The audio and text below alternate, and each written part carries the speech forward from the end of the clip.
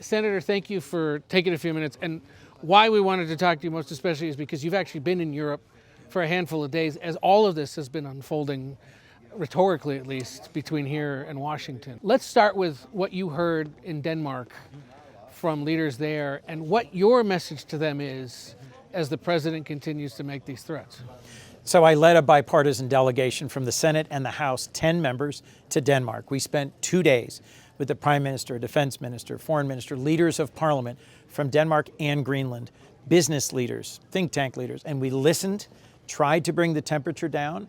What we heard was there is no immediate threat to Greenland, other than from the United States and our president, that they would welcome more investment in Arctic security, and if there are developable minerals, they'd welcome that. So President Trump is risking a lot, risking a trade war with Europe, risking the collapse of NATO over really nothing. Here, you've got not only European officials, but I guess the rest of the world as well. You ride the elevator with one of these concerned foreign ministers or world leaders, and they say, what's going on back in your country? What's your answer? 75% of Americans don't support an effort to try and take Greenland, either through threats of tariffs or direct military assault.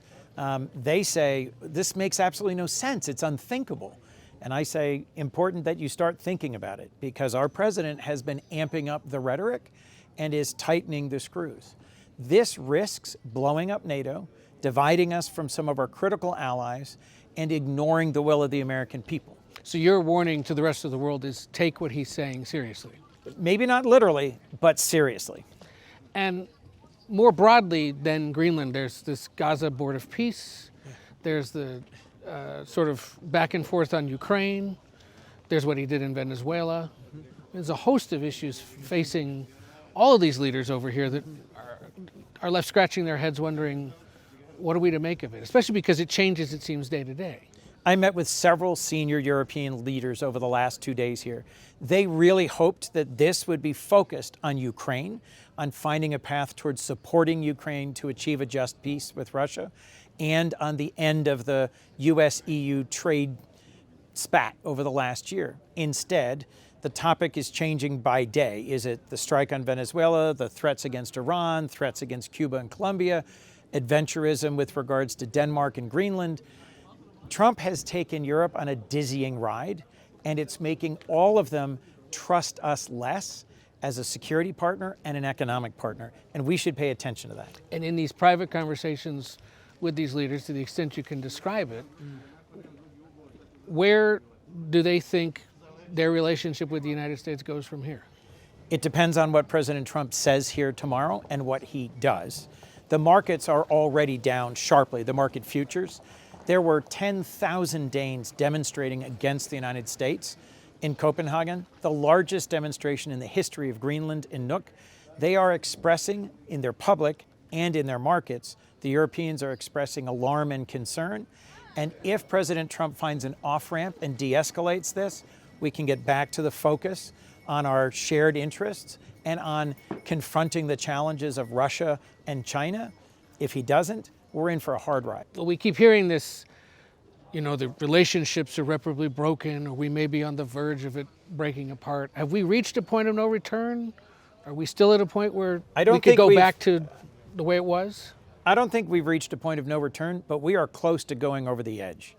The business leaders I've met with and heard from here are saying they are re-evaluating their plans to invest in the United States, their confidence in rule of law and in our economy and in our leadership. The security leaders I've met with, both military and elected, have said they're reevaluating. We could, if Trump continues to push this, drive away our closest friends and allies and encourage our adversaries. The only people really excited about what Trump's doing are Putin and Xi Jinping. And you are, of course, a member of Congress, but you're a Democrat, so you're not in control of much right now.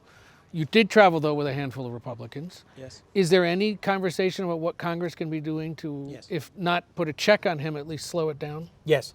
There's a number of bills that have been introduced, either challenging Trump's tariffs or a war powers resolution. There's several bipartisan bills in both chambers. And my colleagues are having conversations with their friends, with Republican senators, to say it's time to cool this down and stop.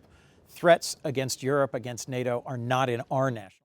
But we've heard Republicans say for years, oh, we've got it, we may have to do something, and then they talk about it, and then when push comes to shove, it never actually happens. Is this time any different?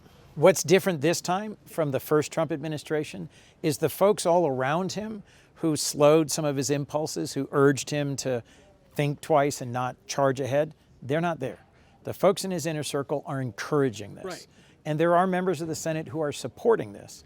And I think what's important is for Americans, for business leaders, for elected leaders, to see this clearly for what it is: a risk of huge loss for the United States, financial loss, security loss, over really nothing. An enormous piece of rock and ice 3 times the size of Texas in the Arctic, where we already have a base and the right to build more bases, where there aren't really developable critical minerals, and where we've got a long, close partnership with them. The only thing they're resisting is threats to conquer Greenland. This is crazy, and President Trump should change course.